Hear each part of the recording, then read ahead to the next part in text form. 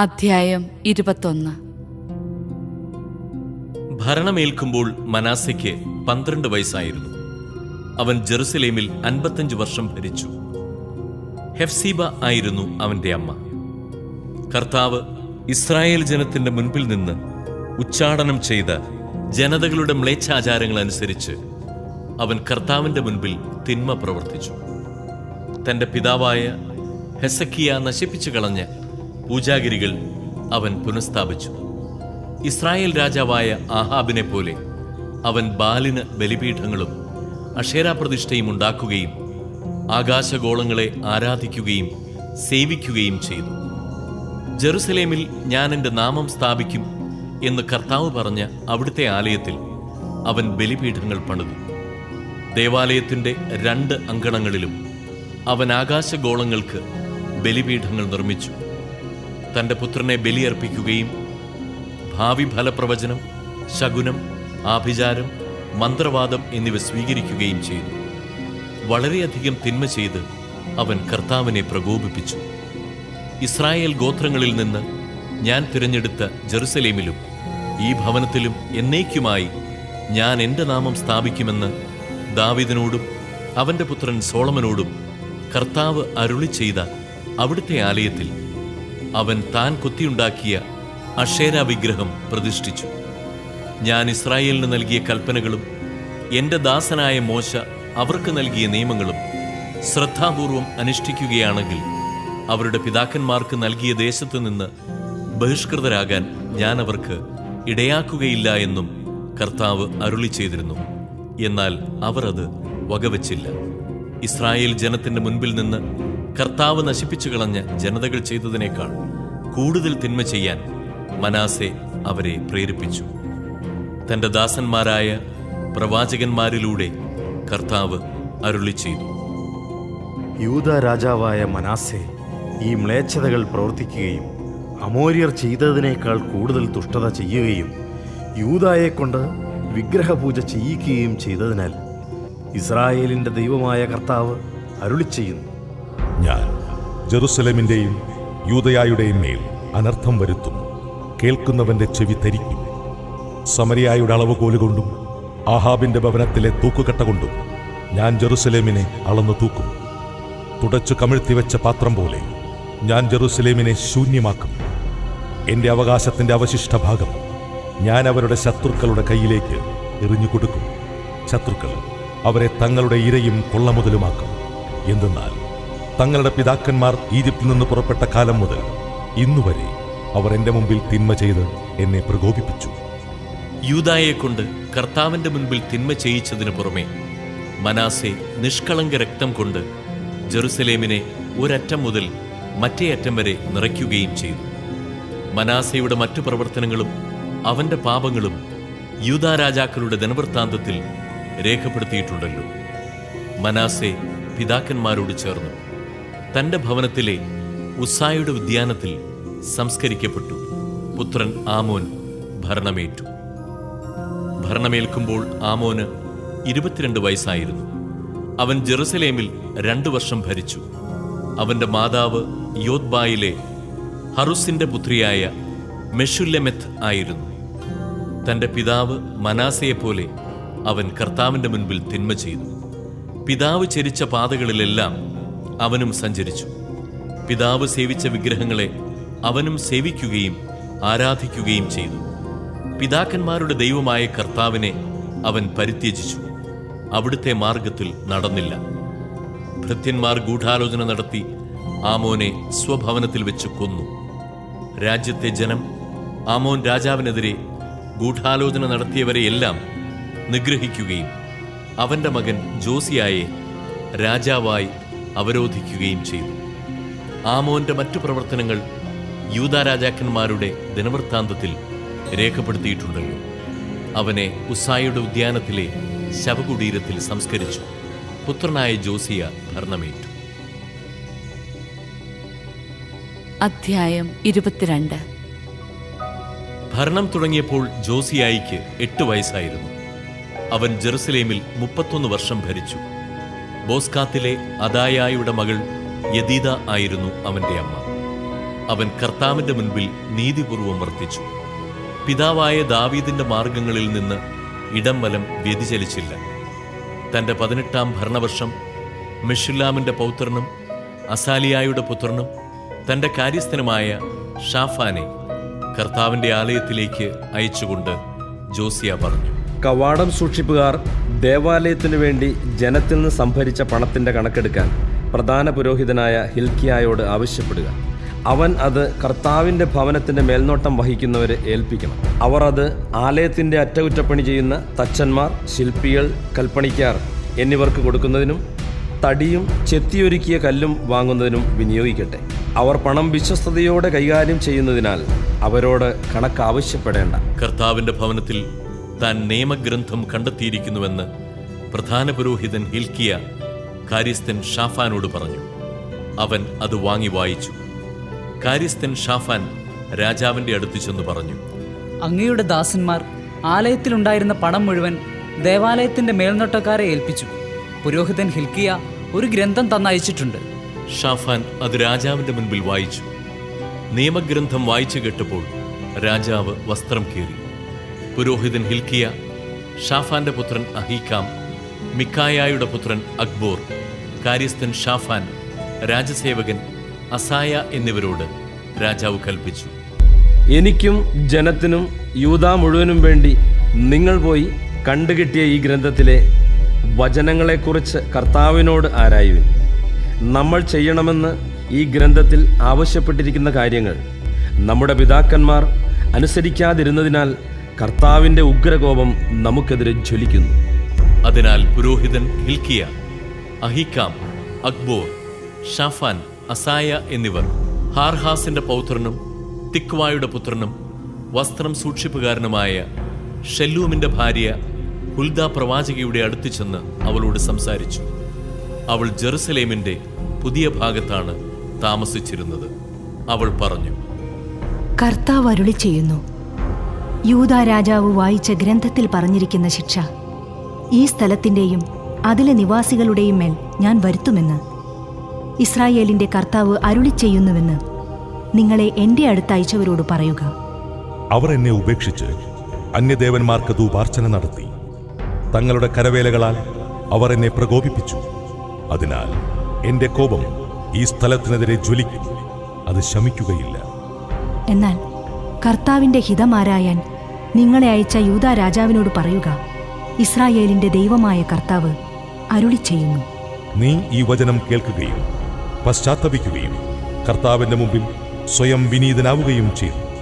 ഈ ദേശത്തിനും അതിലെ നിവാസികൾക്കുമെതിരെ അവർ ശൂന്യതയും ശാപവുമാകുമെന്ന് ഞാൻ അരുളി ചെയ്തപ്പോൾ നീ വസ്ത്രം കീറി എന്റെ മുമ്പിൽ നിന്ന് കരഞ്ഞു. നിന്റെ വിലാപം ഞാൻ കേട്ടിരിക്കുന്നുവെന്ന് കർത്താവ് അരുളി ചെയ്യുന്നു. അതിനാൽ ഞാൻ നിന്നെ പിതാക്കന്മാരോട് ചേർക്കും. നീ സമാധാനപൂർവ്വം കല്ലറ പോകും. ഞാൻ ഈ സ്ഥലത്തിന് വരുത്തുന്ന അനർത്ഥങ്ങൾ നിനക്ക് കാണേണ്ടി വരികയില്ല. അവർ ഈ വചനം രാജാവിനെ അറിയിച്ചു. അധ്യായം 23. രാജാവ് യൂദായിലെയും ജെറുസലേമിലെയും ശ്രേഷ്ഠന്മാരെ ആളയച്ചു വരുത്തി. അവൻ കർത്താവിന്റെ ആലയത്തിൽ പ്രവേശിച്ചു. യൂദായിലെയും ജെറുസലേമിലെയും നിവാസികളും പുരോഹിതന്മാരും പ്രവാചകന്മാരും വലിയവരും ചെറിയവരുമായ എല്ലാ ആളുകളും അവനോടൊപ്പം ആലയത്തിൽ പ്രവേശിച്ചു. അവൻ കർത്താവിന്റെ ആലയത്തിൽ നിന്ന് കണ്ടുകിട്ടിയ ഉടമ്പടി ഗ്രന്ഥം എല്ലാവരും കേൾക്കെ വായിച്ചു. സ്തംഭത്തിന് സമീപം നിന്നുകൊണ്ട് ഉടമ്പടി ഗ്രന്ഥത്തിൽ എഴുതിയിരിക്കുന്ന കർത്താവിന്റെ കൽപ്പനകളും പ്രമാണങ്ങളും അനുശാസനങ്ങളും പൂർണ്ണ ഹൃദയത്തോടും പൂർണ്ണാത്മാവോടും കൂടെ പാലിച്ച് അവിടുത്തെ പിന്തുടർന്നു കൊള്ളാമെന്ന് രാജാവ് കർത്താവുമായി ഉടമ്പടി ചെയ്തു. ജനവും ഉടമ്പടിയിൽ പങ്കുചേർന്നു. ബാലിനും അഷേരായിക്കും ആകാശഗോളങ്ങൾക്കും വേണ്ടി ഉണ്ടാക്കിയ പാത്രങ്ങൾ കർത്താവിന്റെ ആലയത്തിൽ നിന്ന് എടുത്തുകൊണ്ടുവരാൻ പ്രധാന പുരോഹിതനായ ഹിൽക്കിയായോടും സഹപുരോഹിതന്മാരോടും വാതിൽ കാവൽക്കാരോടും രാജാവ് ആജ്ഞാപിച്ചു.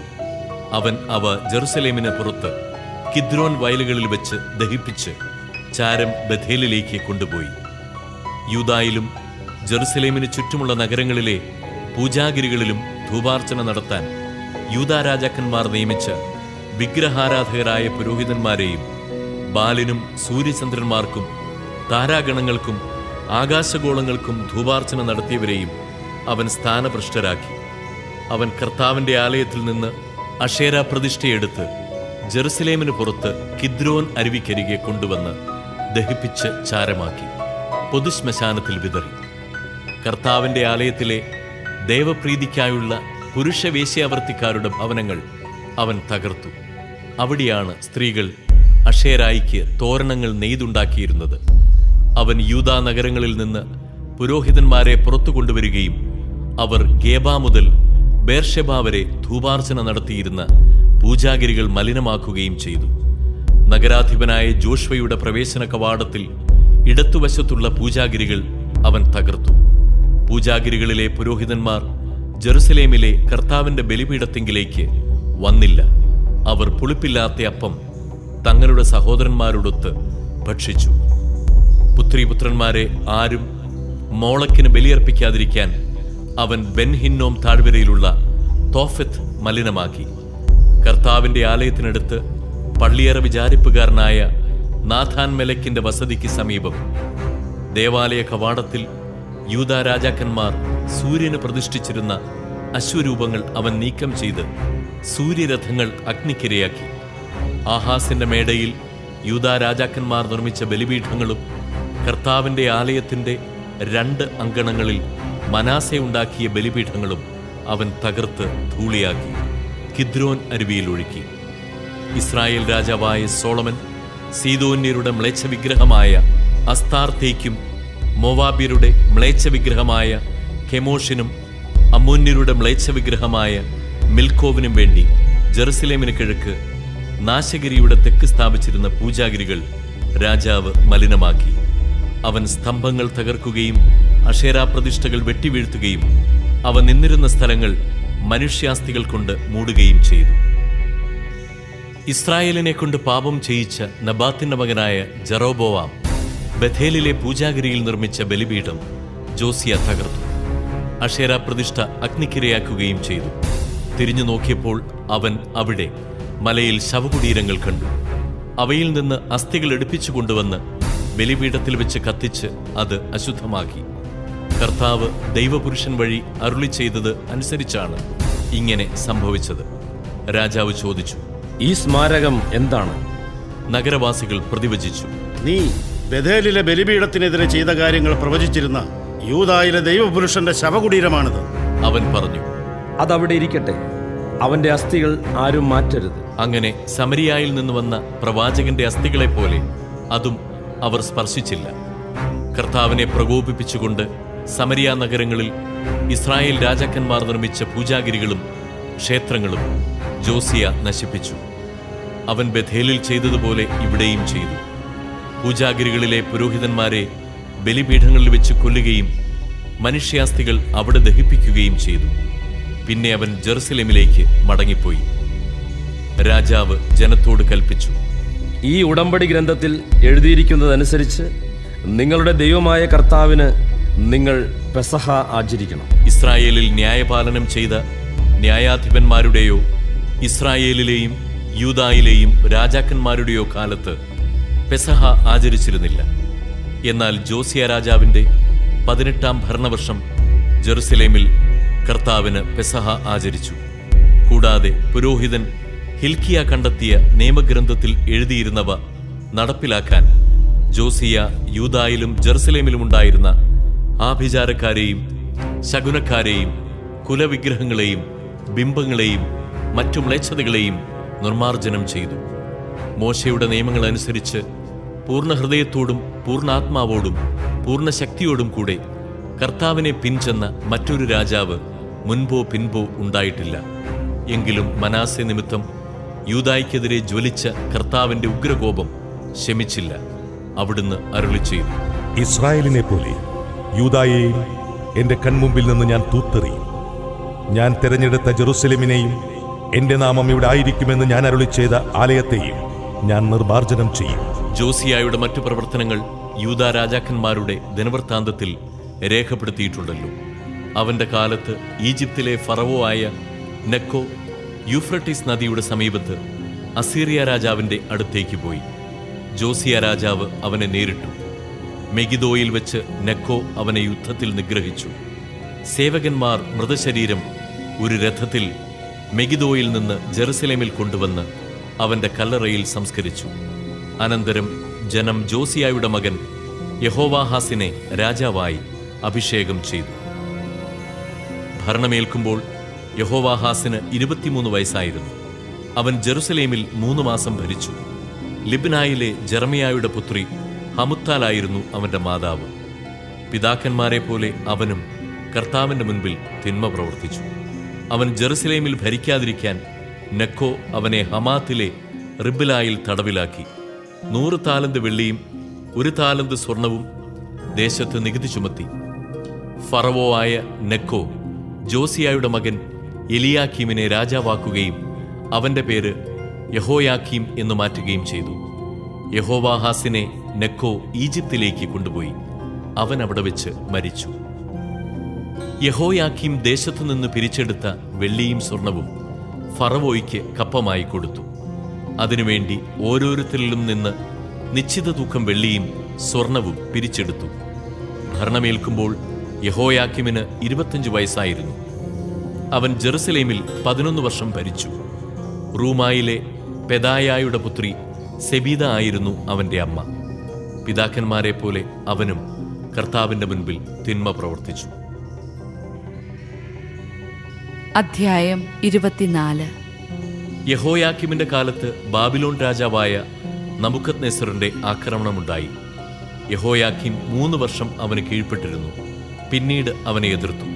അപ്പോൾ താൻ തന്റെ ദാസന്മാരിലൂടെ അരുളി ചെയ്തതുപോലെ യൂദായെ നശിപ്പിക്കാൻ യഹോയാക്കീമിനെതിരെ കർത്താവ് കൽദായർ, സിറിയാക്കാർ, മൊവാബ്യർ, അമ്മോന്യർ എന്നിവരുടെ സേനകളെ അയച്ചു. നിശ്ചയമായും ഇത് കർത്താവിന്റെ മുൻപിൽ നിന്ന് അവരെ നീക്കം ചെയ്യേണ്ടതിന് അവിടുത്തെ കൽപ്പനയനുസരിച്ച് സംഭവിച്ചതാണ്. മനാസയുടെ പാപങ്ങൾക്കും അവൻ ചൊരിഞ്ഞ നിഷ്കളങ്ക രക്തത്തിനും ശിക്ഷയായി തന്നെ. അവൻ നിഷ്കളങ്ക രക്തം കൊണ്ട് ജെറുസലേം നിറച്ചു. കർത്താവ് അത് ക്ഷമിക്കുകയില്ല. യഹോയാക്കീമിന്റെ മറ്റു പ്രവൃത്തികൾ യൂദാ രാജാക്കന്മാരുടെ ദിനവൃത്താന്തത്തിൽ എഴുതപ്പെട്ടിട്ടുണ്ടല്ലോ. യഹോയാക്കീം പിതാക്കന്മാരോട് ചേർന്നു. പുത്രൻ യഹോയാക്കിൻ ഭരണമേറ്റു. ഈജിപ്ത് തോടുമുതൽ യൂഫ്രട്ടീസ് നദി വരെയുള്ള തന്റെ സമ്പത്തെല്ലാം ബാബിലോൺ രാജാവ് പിടിച്ചടക്കിയതിനാൽ ഈജിപ്ത് രാജാവ് ദേശത്തിന് പുറത്തു വന്നില്ല. രാജാവാകുമ്പോൾ യഹോയാക്കിന് 18 വയസ്സായിരുന്നു. അവൻ ജെറുസലേമിൽ 3 മാസം ഭരിച്ചു. ജെറുസലേമിലെ എൽനാഥാന്റെ പുത്രി നെഹുഷ്ത ആയിരുന്നു അവന്റെ അമ്മ. അവൻ പിതാവിനെ പോലെ തന്നെ കർത്താവിന്റെ മുൻപിൽ തിന്മ പ്രവർത്തിച്ചു. അക്കാലത്ത് ബാബിലോൺ രാജാവായ നബൂഖദ്നേസർ ജെറുസലേം വളഞ്ഞു. നബൂഖദ്നേസർ അവിടെ എത്തുമ്പോൾ അവന്റെ പടയാളികൾ നഗരം ഉപരോധിക്കുകയായിരുന്നു. യൂദാ രാജാവായ യഹോയാക്കിൻ തന്നെയും മാതാവിനെയും ഭൃത്യന്മാരെയും പ്രമുഖന്മാരെയും കൊട്ടാരത്തിലെ സേവകന്മാരെയും അവന് അടിയറ വെച്ചു. ബാബിലോൺ രാജാവ് തന്റെ 8-ാം ഭരണവർഷം അവനെ തടവുകാരനാക്കുകയും ദേവാലയത്തിലെയും കൊട്ടാരത്തിലെയും നിധികൾ കൊള്ളയടിക്കുകയും ഇസ്രായേൽ രാജാവായ സോളമൻ കർത്താവിന്റെ ആലയത്തിനു വേണ്ടി നിർമ്മിച്ച സ്വർണപാത്രങ്ങൾ കഷണങ്ങളാക്കുകയും ചെയ്തു. കർത്താവ് മുൻകൂട്ടി അറിയിച്ചതുപോലെ തന്നെയാണ് ഇത് സംഭവിച്ചത്. ജെറുസലേം നിവാസികൾ, പ്രഭുക്കന്മാർ, ധീരയോദ്ധാക്കൾ, 10,000 തടവുകാർ, ശില്പികൾ, ലോഹപ്പണിക്കാർ എന്നിവരെ അവൻ പിടിച്ചുകൊണ്ടുപോയി. ദരിദ്രർ മാത്രം ദേശത്ത് അവശേഷിച്ചു. യഹോയാക്കിനെയും അവന്റെ അമ്മയെയും പത്നിമാരെയും സേവകന്മാരെയും ദേശമുഖ്യന്മാരെയും അവൻ ജെറുസലേമിൽ നിന്ന് ബാബിലോണിലേക്ക് തടവുകാരായി കൊണ്ടുപോയി. ബാബിലോൺ രാജാവ് 7,000 ധീരയോദ്ധാക്കളെയും ശില്പികളും ലോഹപ്പണിക്കാരുമായി 1,000 പേരെയും തടവുകാരായി കൊണ്ടുപോയി. അവർ ശക്തന്മാരും യുദ്ധത്തിന് കഴിവുള്ളവരുമായിരുന്നു. ബാബിലോൺ രാജാവ് യഹോയാക്കിന്റെ പിതൃസഹോദരനായ മത്താനിയായെ പകരം രാജാവാക്കുകയും അവന്റെ പേര് സെദക്കിയ എന്ന് മാറ്റുകയും ചെയ്തു. രാജാവാകുമ്പോൾ സെദക്കിയായിക്ക് 21 വയസ്സായിരുന്നു. അവൻ ജെറുസലേമിൽ 11 വർഷം ഭരിച്ചു. ലിബ്നായിലെ ജെറമിയായുടെ പുത്രി ഹമുത്താലായിരുന്നു അവന്റെ അമ്മ. യഹോയാക്കീമിനെ പോലെ അവനും കർത്താവിന്റെ മുൻപിൽ തിന്മ പ്രവർത്തിച്ചു. കർത്താവിന്റെ കോപം ജെറുസലേമിനും യൂദായ്ക്കും എതിരെ ജ്വലിച്ചു. അവിടുന്ന് അവരെ തന്റെ മുൻപിൽ നിന്ന് തള്ളിക്കളഞ്ഞു. സെദക്കിയ ബാബിലോൺ രാജാവിനെ എതിർത്തു. അധ്യായം 25. സെദക്കിയായുടെ 9-ാം ഭരണവർഷം 10-ാം മാസം 10-ാം ദിവസം ബാബിലോൺ രാജാവായ നബൂഖദ്നേസർ സകല സൈന്യങ്ങളോടും കൂടെ വന്ന് ജെറുസലേമിനെ ആക്രമിച്ച് ചുറ്റും ഉപരോധമേർപ്പെടുത്തി. സെദക്കിയായുടെ 11-ാം ഭരണവർഷം വരെ നഗരം ഉപരോധിക്കപ്പെട്ടു കിടന്നു. 4-ാം മാസം 9-ാം ദിവസം നഗരത്തിൽ ക്ഷാമം വളരെ രൂക്ഷമായി. ജനത്തിന് ഭക്ഷിക്കാനൊന്നുമുണ്ടായിരുന്നില്ല. കൽദായർ നഗരം വളഞ്ഞിരുന്നെങ്കിലും കോട്ടയിൽ പിളർപ്പുണ്ടാക്കി. രാജാവും പടയാളികളും രാജകീയോദ്യാനത്തിനടുത്തുള്ള 2 ചുമരുകൾക്കിടയിലുള്ള വാതിലിലൂടെ രാത്രി പലായനം ചെയ്തു. അരാബായെ ലക്ഷ്യമാക്കിയാണ് അവർ പോയത്. എന്നാൽ കൽദായ സൈന്യം രാജാവിനെ അനുധാവനം ചെയ്ത് ജെറീക്കോ സമതലത്തിൽ വെച്ച് മറികടന്നു. അപ്പോൾ അവന്റെ പടയാളികൾ ചിതറിപ്പോയി. കൽദായർ രാജാവിനെ പിടിച്ച് റിബ്ലായിൽ ബാബിലോൺ രാജാവിന്റെ അടുത്തു കൊണ്ടുവന്നു. അവൻ സെദക്കിയായുടെ മേൽ വിധി പ്രസ്താവിച്ചു. പുത്രന്മാരെ അവന്റെ കൺമുൻപിൽ വെച്ച് നിഗ്രഹിച്ചു. അവനെ കണ്ണുകൾ ചൂഴ്ന്നെടുത്തതിനു ശേഷം ചങ്ങല കൊണ്ട് ബന്ധിച്ച് ബാബിലോണിലേക്ക് കൊണ്ടുപോയി. ബാബിലോൺ രാജാവായ നബൂഖദ്നേസറിന്റെ 19-ാം ഭരണവർഷം 5-ാം മാസം 7-ാം ദിവസം അവന്റെ അംഗരക്ഷകന്മാരുടെ നായകനായ ദാസൻ നബുസരദാൻ ജെറുസലേമിൽ വന്നു.